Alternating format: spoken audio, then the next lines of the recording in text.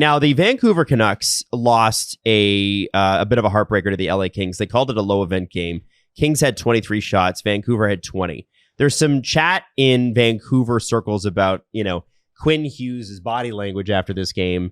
And frankly, I got to ask you the question, right? Like, there's stuff out there about Kiefer Sherwood and he's going to cost a first round pick and blah, blah, blah. They are selling, guys. They're selling. They're selling so hard that Connor Garland was out of the lineup and Elliot Friedman was like, he's not getting traded. Yeah. And I'm like, I didn't think he was, Elliot. Now I'm asking questions. Sorry. So my question to you guys is, like, if you're Quinn Hughes, when do you call it? Because it feels like everybody's waiting for him to do it. He has no trade protection. Yeah. Like, do we see a PK situation where they just decide to move him and they get something? And that was a move against his will. That was a move Interesting. That the fan base hated and people outside the fan base hated. I hated the Subban trade for Montreal. I thought it was short-sighted and stupid and stubborn. It ended up being really, really, really good for them. Mm-hmm. Not right away, Mm-hmm. necessarily. Weber was good for them right away. Subban won he didn't win the Norris. He got them to the Cup final. Weber did. Well, they both did. Subban They got both eventually the did. Preds to the Cup final. Right. And everyone's like, you look stupid. Yeah. And then, Weber Got him to the Cup final. got him to the Cup final and was also better for longer Yes. than Subban, which Yep. was the unexpected part because he's older. Mm-hmm.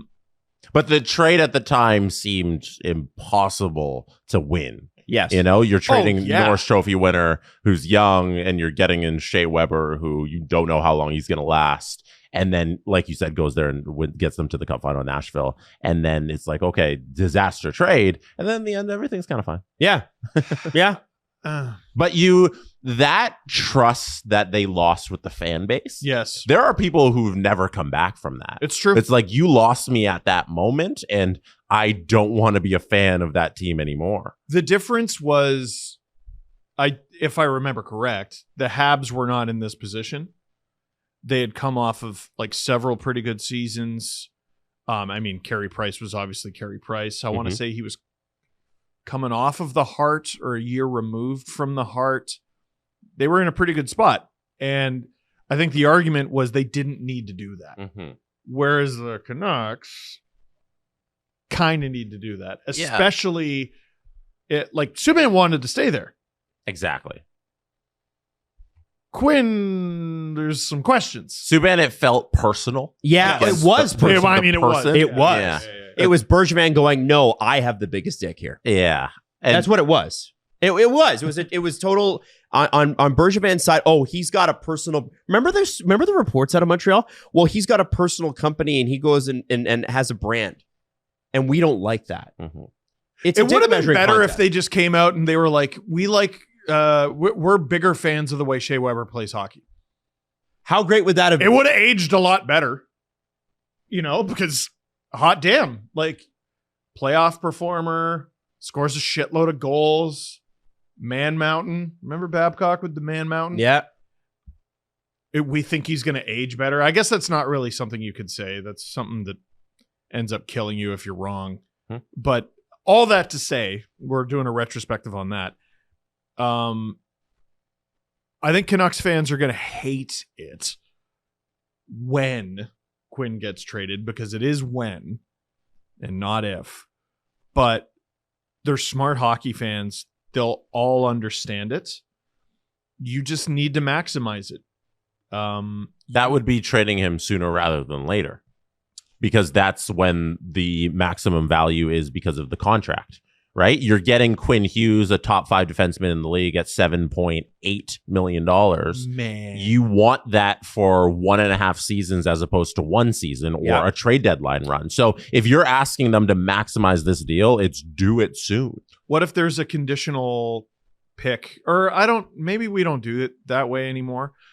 But what if it's like a first plus, and then if he signs an extension, it's another first? Yeah. That's how it used to get done. I don't really know if it gets done that way anymore. Like, he's such an exceptional player that, like, does a team trade for him even if there's no extension in place? It depends on when you're doing it. If you're doing it after July 1st, then if you are the acquiring team, you have to guarantee that extension comes because it's eligible. So if I'm trading for him, I better get the assurance that he is staying here. But if it happens in the now times, no, because you're getting Quinn Hughes for this year and next year. So you make that deal. There's a world here where the Canucks make out like bandits, and they will not have a player like Quinn Hughes, but they do come out of it better eventually. On the Canucks end, Kiefer Sherwood, Nick Kyprios is saying that he's looking for a 5-year contract in excess of $5 million. In a cap world, that's close to 110 next season, if not actually 110, because it is adjustable. I know they've announced the numbers, but they can always adjust up, and they're making way more money than they've thought that they would, so they're going to do fine. Is Kiefer Sherwood at less than 5% of your cap doable? That's really not unreasonable at all. I would like somebody to score like 20 goals for that amount of money. Okay. Like he's going to do it. Is he? Last year he scored 19. Okay. And that was a normal season. Well, a normal-ish. He seems to be growing into the role. Yeah. And let me ask you this. Is Kiefer Sherwood playing the role he's playing with the Canucks on a great team? Because this is the thing. Like, is Kiefer Sherwood on a Stanley Cup winning team, let's say on the Avs, is he anything above a third liner? Well, third line can win you a cup. I agreed, but I'm just asking, what's your money allocation per line? On Dallas, which is one of the lowest loaded forward groups in the league, where's Kiefer Sherwood fit in that line? That's my question. He doesn't the Canucks fit are bad. in at $5 million. Like, to me, Kiefer Sherwood is the perfect guy you go get at the trade deadline for 1.5. I'll pay the sun and the moon. I'll pay everything for him for this little playoff run. But to sign him, that sounds like one of those mistakes you make and you look back on those contracts and you're like, you gave Kiefer Sherwood $6 million for over 6 years to be on your third line? Like, that to me is crazy. I know. But cap going up. He's also a bit of a unicorn. Like, there aren't a ton of players who play like him where they can give you X amount of goals and X amount of hits. And the thing that happens with those guys is the goal part falls off. They get overpaid. They do. They get over. Yeah. He's 30. Like, this isn't a player who's been doing this. 30? Yeah. He's a late bloomer. Late bloomer. No, but it's I never would have guessed. He's not blooming. He's kind of squeezing into the mud and just kind of being what he is now. Like, he's settling into a career. What? I'm shocked by that. Yeah, that he's 30. Yeah, he's not 23 and growing into a flower. But I think he's figured out that they're the most wanted and least available quality in the NHL is gigantic physical winger that can score. Tom Wilson, Matthew Olivier, Matthew Nyes I'd put in there. Who else? Like, there are so few true blue power forward options. Tom Wilson, someone who's been doing it for 15 years. Yes. Matthew Nyes, 23 years old. Yep. Like, I agree. He's a guy who's figured it out this year, and I'm willing to pay for that to give him the 6 years over 6 or 5.5. That's $30 million, basically. Yeah, that's crazy. 30. Yeah, I think that's a lot too. But again, if he continues to perform at that rate, and you're signing Kiefer Sherwood till he's 36 or 37 because he's going to be 31 when the contract kicks in. This to me sounds like Nashville made a mistake. Oh, fuck. Oh my God. Absolutely. Yeah, you think? Yeah. They just let him walk, didn't they? Yeah. A trade? Yeah. No, but like, they'll bring him back. Yeah. And Barry Trotz makes a mistake in signing him. Yeah, he was the straw that stirred the... Yeah. Okay. He was the straw that stirred the... That's funny. So this season and last season combined, Radko Gudas and Paul Cotter are tied for 10th in hits at 310. Then it's 330, 339, 339, 362, 366, 371, 377. Will Cooley at 393. Kiefer Sherwood, 568. Wow. Wow. And he's scoring the way he's scoring. Yeah. He's definitely got more goals than like any of those guys. The guys in this conversation are Kiefer Sherwood, Will Cooley, Matthew Olivier, who, gives you less offense, but some than he provides. Yep. He's the top heavyweight in the league.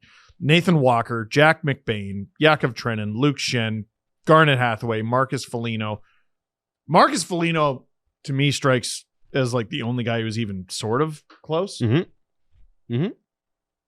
don't know. Maybe you overpay for a unicorn. Can I give you 2 stats? Yes. Hit me in the face. 1, Kiefer Sherwood right now in his average time on ice, highest of his entire career. He's Okay. playing 17 minutes and 44 seconds for the Canucks per a game. lot. His previous career high was last season with the Canucks, 14:53. Okay? Yep.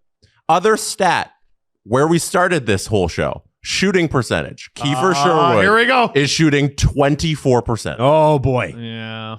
And he has 12 goals Oh, in boy. 26 games. Yeah, but even last year, 13.5 isn't like insane. No, that's good. That's career average. He's shot 12 before. He shot 11, shot 9. 13 is doable. That's 19 goals and 21 assists. I think you can be pretty confident that's a double-digit goal scorer. Like even the last season in Nashville, like 10 goals as a 12-minute-a-night player. Like I am confident he can give you. I'm confident he's a very good middle 6 player. I think he can play on your second line. I loved him in the playoffs. Spot too. work on the first line, and is probably overqualified for third line, if that makes sense. He's playing a lot of minutes, even on the Canucks third line currently. You know, he's getting the minutes. Like the time on ice is different because obviously it's deployment and everything. And Garland and Besser have both been down at different points this year. They're swapping in and out, and like things look different than what's on paper. I always say that about the Leafs, but I think if you were paying him $5 to $6 million and he's putting up 15 goals for you for the next 6 seasons until he's 36, you would be very unhappy with that contract on your team, Steve. Yeah. If he's a Leaf, and for $5.5 million, and he puts up 15 goals, you'd be screaming at him like you scream at Michelli. You know what, Jesse? Or Kelly, you got mad at Kelly Yarncroke. Wow, too much. Like His imagine next deal is going to be the optimist's curse. Because what's that? I look at him and I go, but what if it works out? if he was a Leaf, you would be pissed every game. You're not wrong. You're not wrong. The stands would be full of Sherwood jerseys, and they'd be 25 and 30, like come trade deadline. Yeah, I understand, but the price someone pays for him is going to be genuinely funny. This year, pay for him like 1.5. It's crazy. Man, like, give them a first. If there's a guy like on the $1.5 million, if there's a guy on the Canucks I'm willing to pay the Kiefer Sherwood price for, it's Connor Garland. I love that. Well, player. there's a lot more proof of concept. Yes. The type of offensive player he can be. I know he's quote unquote undersized, but he doesn't play like who that. gives a shit? That guy rocks. There's a few guys where it doesn't matter, and he's one of them. Yeah, you want a first rounder? I'll give you a first rounder for Connor Garland all day.